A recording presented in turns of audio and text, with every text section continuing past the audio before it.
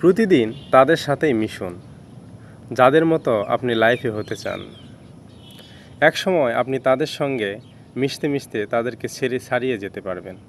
শৈশবে, কৈশোরে, যৌবন বা এখন আপনার মেলামেশা সার্কেলটা খুবই গুরুত্বপূর্ণ।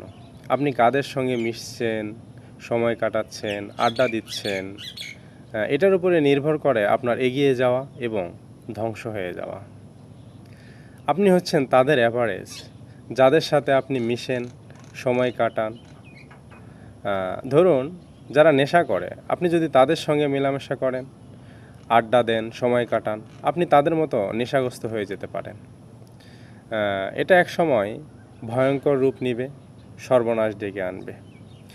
অভ্যাসটা আপনার মনেই হবে না, এটা একটা খারাপ অভ্যাস, অথচ নীরবে আপনার শরীর, ক্যারিয়ার, জীবন সব শেষ করে দিবে।